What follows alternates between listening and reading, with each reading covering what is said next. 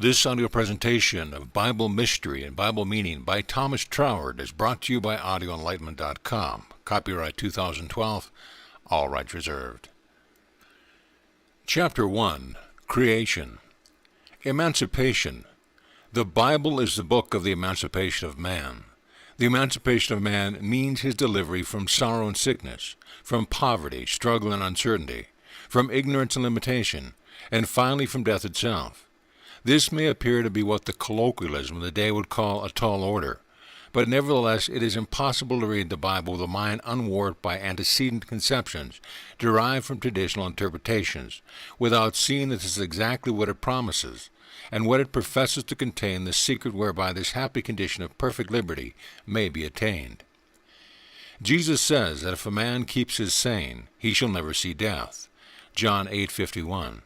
In the book of Job we are told that if man has with him a messenger, an interpreter, he shall be delivered from going down to the pit, and shall return to the days of his youth.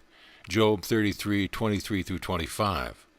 The Psalms speak of our renewing of our youth. Psalm 103:5. And yet again we are told in Job that by acquainting ourselves with God, we shall be at peace. We shall lay up gold as dust and have plenty of silver. We shall decree a thing, and it shall be established unto us. Job 22:21-28. Now, what I propose is that we shall reread the Bible on the supposition that Jesus and those speakers really meant what they said. Of course, from the standpoint of the traditional interpretation, this is a startling proposition. The traditional explanation assumes that it is impossible for these things to be literally true, and therefore it seeks some other meaning in the words, and so gives them a spiritual interpretation. But in the same manner we may spiritualize away an act of Parliament, and it hardly seems the best way of getting at the meaning of the book to follow the example of the preacher who commenced his discourse with the words, "Beloved brethren, the text doth not mean what it saith." Let us, however, start with the supposition that these texts do mean what they say, and try and interpret the Bible on these lines. It will at least have the attraction of novelty, and I think if the reader gives his careful attention to the following pages, he will see that this method carries with it the conviction of reason. Truth, knowledge, and reason. If a thing is true at all, there is a way in which it is true, and when the way is seen, we find it to be perfectly reasonable with. Before we understand the way appeared unreasonable. We all go by railroad now. Yet they were esteemed level-headed practical men in their day who proposed to confine George Stephenson, English inventor of the early steam-driven railway engine, as a lunatic for saying that it was possible to travel at 30 miles an hour. The first thing to notice is that there is a common element running through the text I have quoted. They all contain the idea of acquiring certain information, and the promised results are all contingent on the getting this information and using it. Jesus says it depends on our keeping his saying, that is, receiving the information which we had to give and acting upon. Job says that it depends on rightly interpreting a certain message, and again that it depends on our making ourselves acquainted with something. And the context of the passage from the Psalms makes it clear that the deliverance from death and the renewal of life there promised are to be attained through the ways which the Lord made known unto Moses. In all these passages we find that these wonderful results come from the attainment of certain knowledge, and the Bible therefore appeals to our reason. From this point of view we may speak of the science of the Bible, and as we advance in our study we shall find that this is not a misuse of terms, for the Bible is eminently scientific, only its science is not primarily physical but mental. The Bible contemplates man as composed of spirit, soul, and body. Or in other words, as combining into a single unity a threefold nature, spiritual, psychic, and corporeal. And the knowledge which is proposed to give us is the knowledge of the true relation between these three factors. The Bible also contemplates the totality of all being manifested and unmanifested, as likewise constituting a threefold unity, which may be distributed under the terms God, man, and the universe. And it occupies itself with telling us of the interaction, both positive and negative, which goes on between these three. Furthermore, it bases this interaction upon two great psychological laws, namely that of the creative power of thought and that of the amenability of thought to control of suggestion. And it affirms that this creative power is as innately inherent in man's thought as in the divine thought. But it also shows how through ignorance of these truths we unknowingly misuse our creative power, and so produce the evils we deplore. And it also realizes the extreme danger of recognizing our power before we have attained the moral qualities which will fit us to use in accordance with the principles which keep the great totality of things in an abiding harmony. And to avoid this danger, the Bible veils its ultimate meaning under symbols, allegories, and parables. But these are so framed as to reveal the ultimate meaning to those who will take the trouble to compare the various statements with one another, and who are sufficiently intelligent to draw the deductions which follow from thus putting two and two together, while those who cannot thus read between the lines are trained into the requisite obedience suited to the present extent of their capacity, and are thus gradually prepared for the fuller recognition of the truth as they advance. Involution and evolution. Seen in this light, the Bible is found not to be a mere collection of old-world fables or unintelligible dogmas, but a statement of great universal laws, all of which proceed simply and naturally from the initial truth that creation is a process of evolution. Grant the evolutionary theory, which every advance in modern science renders clear, and all the rest follows, for the entire Bible is based upon the principle of evolution. But the Bible is a statement of universal law, of that which obtains in the realm of the invisible, as well as that which obtains in the realm of the visible, and therefore it deals with the facts of the transcendental nature as well as those of the physical plane. And accordingly it contemplates an earlier process anterior to evolution, the process namely of involution, the passing of spirit into form as antecedent to the passing of form into consciousness. If we bear this in mind, it will throw light on many passages, which must remain wrapped in impenetrable obscurity, until we know something of the psychic principles to which they refer. The fact that the Bible always contemplates evolution as necessarily preceded by involution should never be lost sight of, and therefore much of the Bible requires to be read as referring to the involuntary process taking place under the psychic plane. But involution and evolution are not opposed to one another. They are only the earlier and later stages of the same process, the perpetual urging onward of spirit for self-expression in infinite varieties of form. And therefore the grand foundation which the whole Bible system is built up is the Spirit, which is thus continually passing into manifestation, is always the same Spirit. In other words, it is only one. These two fundamental truths, the under whatever varieties of form, the Spirit is only one, and at the creation of all forms, and consequently of the whole world of conscious relation, is the result of Spirit's one mode of action, which is thought, are the basis of all that the Bible has to teach us, and therefore from its first page to its last, we shall find these two ideas continually recurring in a variety of different connections, the oneness of the divine Spirit and the creative power of man's thought, which the Bible expresses as two grand statements, that God is one, and that man is made in the image and likeness of God. These are the two fundamental statements of the Bible, and all of its other statements flow logically from them. And since the whole argument of Scripture is built up from these premises, the reader must not be surprised at the frequency with which your analysis of that argument will bring us back to these two initial propositions.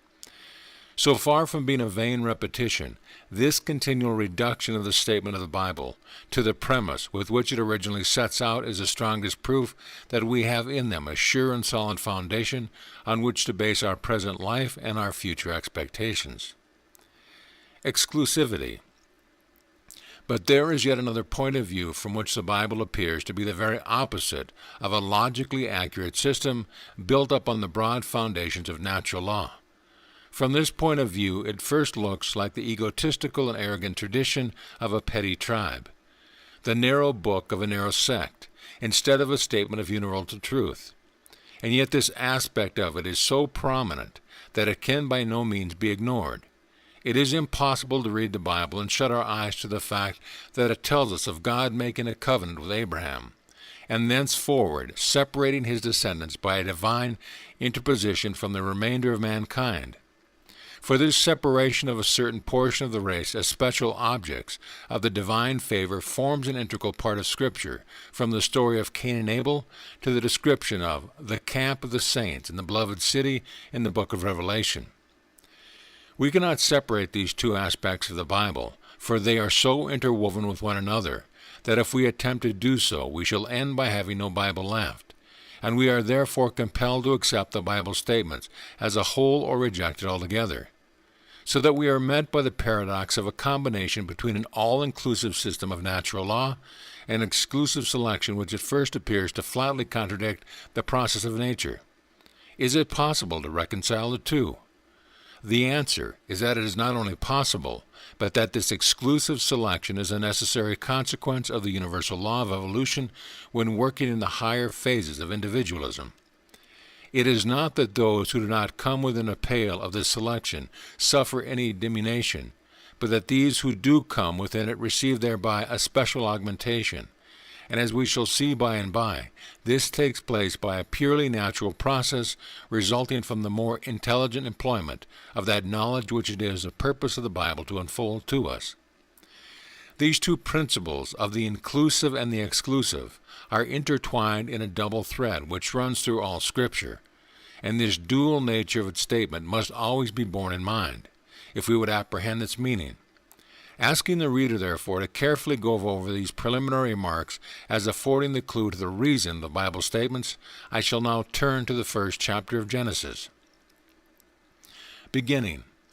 The opening announcement that, "In the beginning God created the heaven and the earth," contains a statement of the first of these two propositions, which are the fundamental premise from which the whole Bible is evolved. From the Master's instruction to the woman of Samaria, we know that God means spirit, not a spirit, as in the Authorized King James Version, thus narrowing the divine being with the limitations of individuality, but as it stands in the original Greek, simply spirit, that is, all spirit, or spirit in the universal. Thus the opening words of the Bible may be read, "In the beginning spirit," which is a statement of the underlying universal unity. Here let me draw attention to the twofold meaning of the words "in the beginning." They may mean first in order of time, or first in order of causation, and the latter meaning is brought out by the Latin version, which commences with the words "in principio," that is, in principle. This distinction should be borne in mind, for in all subsequent stages of evolution, the initial principle which gives rise to the individualized entity must still be in operation as the fon et origio, fountain and origin of that particular manifestation, just as much as it is in the first concentration.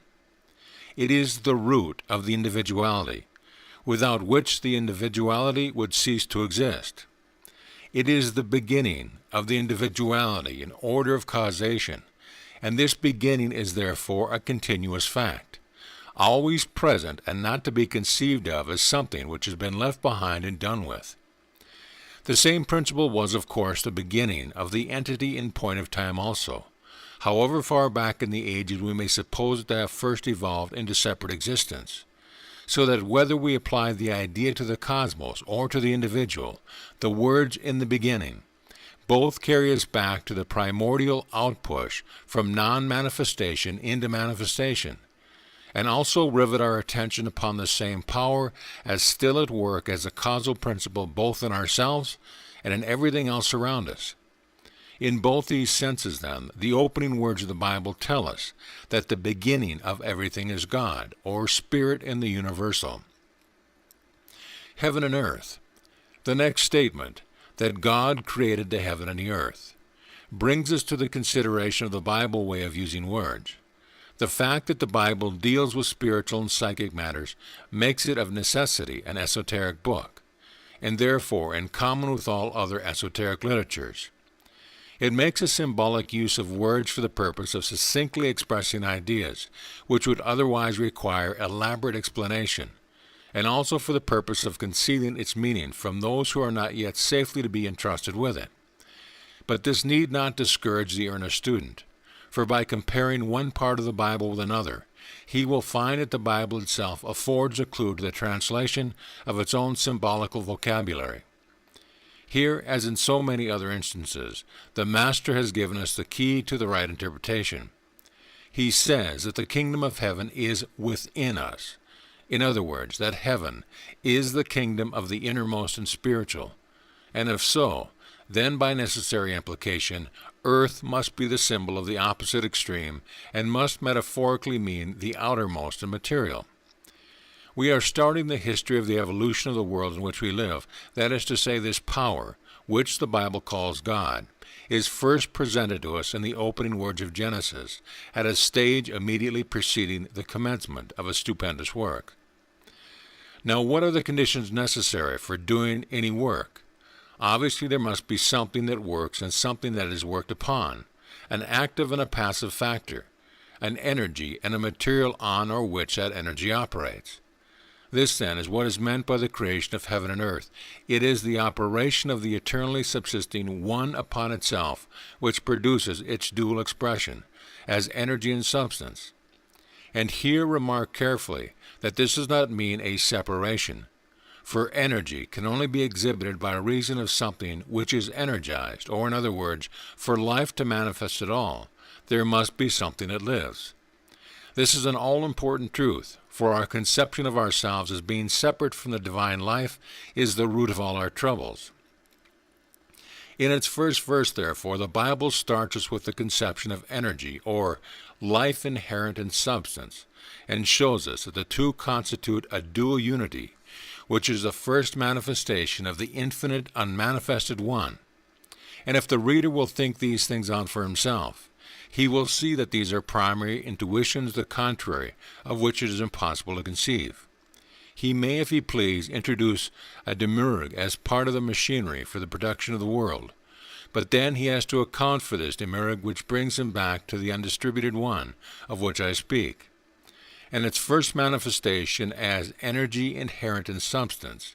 And if he is driven back to his position, then it becomes clear that his demiurge is totally unnecessary wheel in a train of evolutionary machinery, and the gratuitous introduction of a factor which does no work, but what could equally be done without, is contrary to anything we can observe in nature or can conceive of self-evolving power. Form. But we are particularly cautioned against the mistake of supposing that substance is the same thing as form, for we are told that the earth was without form. This is important because it is just here that a very prolific source of error in metaphysics studies creeps in. We see forms which, simply as masses, are devoid of any organized life corresponding to the particular form, and therefore we deny the inherency of energy or life in ultimate substance itself. As well deny the pungency of pepper because it is not in a particular pepper pot we are accustomed to. No, that primordial state of substance with which the opening verse of the Bible is concerned is something far more removed from any conception we can have of matter as formed into atoms or electrons. We are here only at the first stage of involution, and the presence of material atoms is a stage, and by no means the earliest in the process of evolution. Movement. We are next told that the Spirit of God moved upon the face of the waters. Here we have two factors, spirit and water, and the initial movement is attributed to spirit. This first introduces us to that particular mode of manifestation of the universal substance which we may denominate the psychic. The psychic mode of the universal substance may best be described as cosmic soul essence, not indeed universal in the strictest sense, otherwise than is usually included in the original primordial essence, but universal to the particular world system under formation, and as yet undifferentiated into any individual form. This is what the medieval writers spoke of as the soul of the universe, or anima mundi, as distinguished from the divine self, or animus Dei, and it is the universal psychic medium in which the nuclei of the forms hereafter to become consolidate on the plane of the concrete and material take their inception in obedience to the movement of the spirit or thought. This is the realm of potential forms, and is the connecting link between spirit or pure thought and matter or concrete form, and as such plays a most important part in the constitution of the cosmos and of man. Distributive Medium. In our reading of the Bible as well as in our practical application of mental science, the existence of this intermediary between spirit and matter must never be lost sight of. We may call it the distributive medium in passing through which the hitherto undistributed energy of spirit receives differentiation of direction, and so ultimately produces differentiation of forms and relations on the outermost or visible plane. This is the cosmic element which is esoterically called water, and so long ago as the reign of Henry VII, Dean Collier explains it thus in a letter to his friend Randolph. Dean Collier was very far from being a visionary. He was one of the precursors of the Reformation in England, and among the first to establish the study of Greek at Oxford, and as the founder of St. Paul's School in London, he took a leading part in introducing the system of public school education, which is still in operation in this country. There is no mistaking Dean Collier for any other than a thoroughly level-headed and practical man, and his opinion as to the meaning of the word water and his connection therefore carries great weight. But we have the utterance of a yet higher authority on this subject, for the Master himself concentrates his whole instruction to Nicodemus on the point that the new birth results from the interaction of spirit and water, especially emphasizing the fact that the flesh has no share. In the operation, this distinction between the flesh, or the outermost principle, and water should be carefully noted. The emphasis laid by the Master on the nothingness of the flesh and the essentialness of water must mark a distinction of the most important kind, and we shall find it very helpful in unraveling the meaning of many passages of the Bible to grasp this distinction at the outset. The action of spirit upon water is that of an active upon a passive principle, and the result of any sort of work is to reconstruct the material worked upon into a form which it did not possess before. Now the new form to be produced, whatever it may be, is a result, and therefore is not to be enumerated among the causes of its own production. Hence it is self-obvious truism that any act of creative power must take place at a more interior level than that of the form to be created, and accordingly, whether in the Old or the New Testament, the creative action is always contemplated as taking place between the spirit and the water. Whether we are thinking of producing a new world or a new man, we must always go back to first cause, operating on primary substance. Light. We are told the first product of the movement of spirit upon water was light, thereby suggesting an analogy with the discovery of modern science that light and heat are modes of motion. But the statement that the sun was not created till the fourth day guards us against the mistake of supposing that what is here meant is the light visible to the physical eye. Rather, it is the all-pervading inner light, of which I shall have more to say by and by, and which only becomes visible as a corresponding sense of inward vision begins to be developed. It is that psychic condition of the universal substance in which the auras of the potentials of all forms may be discovered, and where, consciously or unconsciously, the spirit determines the forms of those which are to be. Like all other knowledge, the knowledge of the inner light is capable of application at higher and lower levels, and the premature recognition of its power at the lower levels, uncontrolled by the recognition of its higher phases, is one of the most dangerous acquisitions, but duly regulated by the higher knowledge, the lower is both safe and legitimate, for in its due order it also is part of the universal harmony. Differentiation. The initial light having thus been produced, the introduction of the firmament on the second day indicates the separation of the spiritual principles of the different members of the world system from one another, and the third day sees the emanation of earth from the water, or the production of the actual corporeal system of nature. The commencement of the process of evolution. Up to this point, the action has been entirely upon the inner plane of water, that is to say, a process of involution, and consistently with this it is impossible for the heavenly bodies to begin giving physical light until the fourth day, for until then no physical sun or planets could have existed.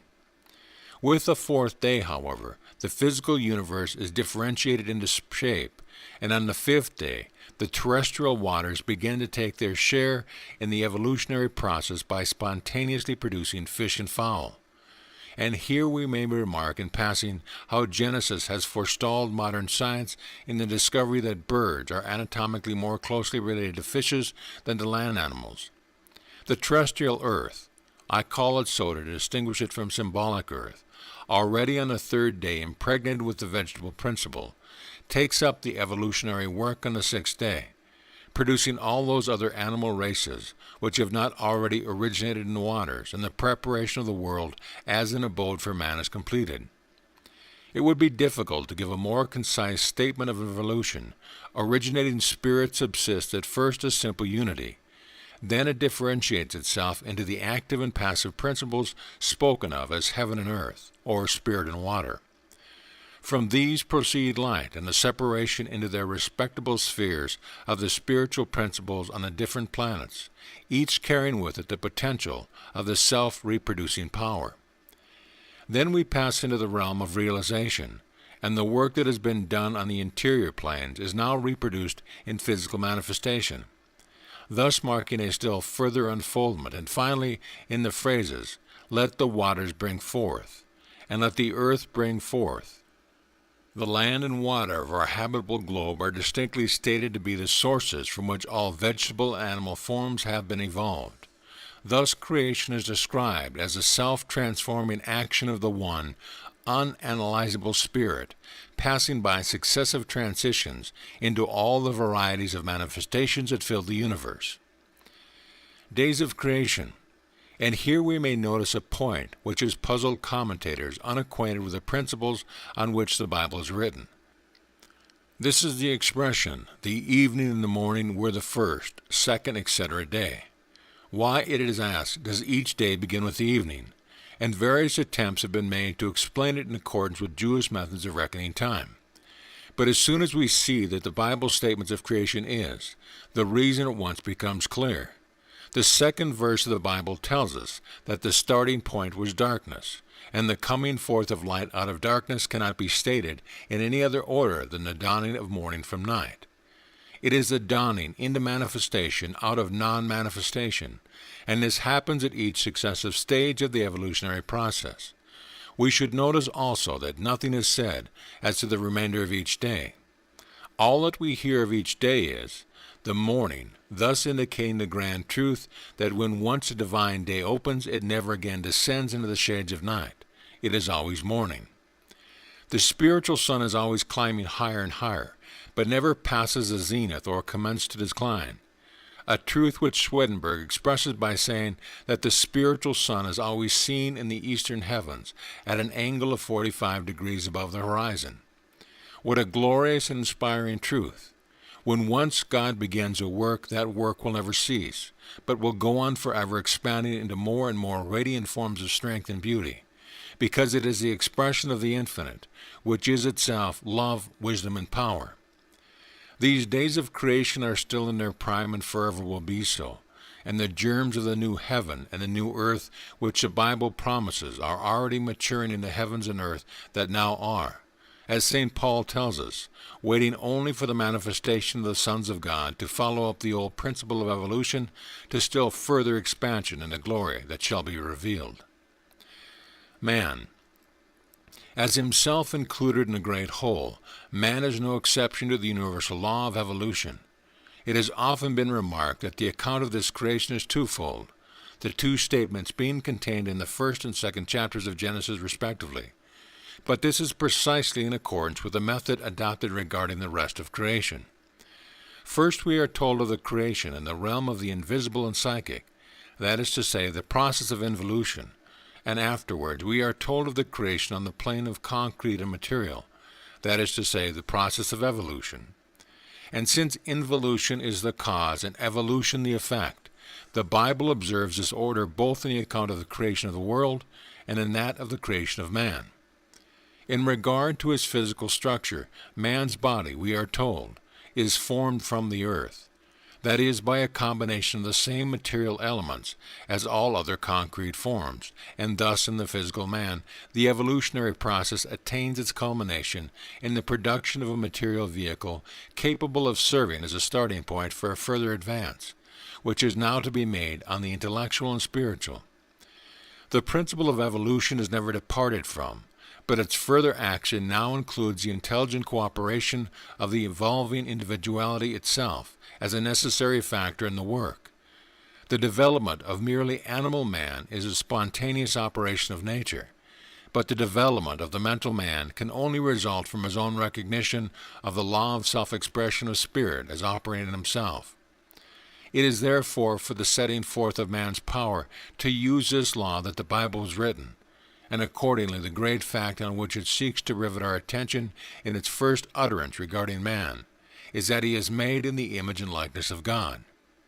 A very little reflection will show us that this likeness cannot be in the outward form, for the universal spirit in which all things subsist cannot be limited by space.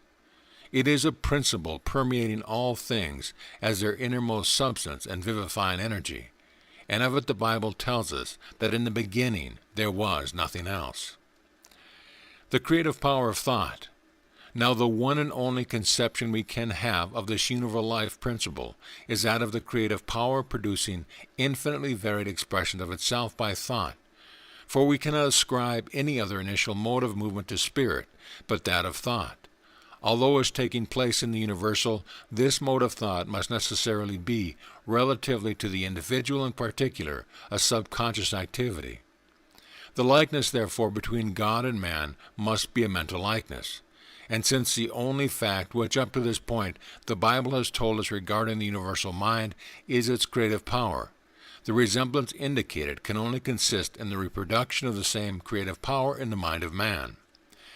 As we progress, we shall find that the whole Bible turns on this one fundamental fact.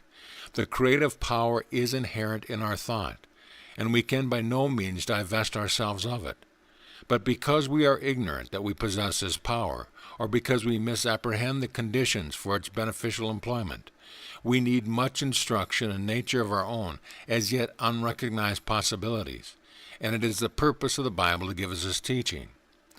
A little consideration on the terms of the evolutionary process will show us that since there is no other source from which it can proceed, the individual mind, which is the essential entity that we call man, can be no other than a concentration of the universal mind into individual consciousness.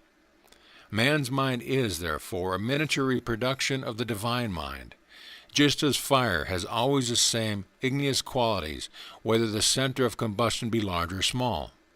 And so it is on this fact that the Bible would fix our attention from first to last, knowing that if the interior realm of causation be maintained in a harmonious manner, the external realm of effects is certain to exhibit corresponding health, happiness, and beauty.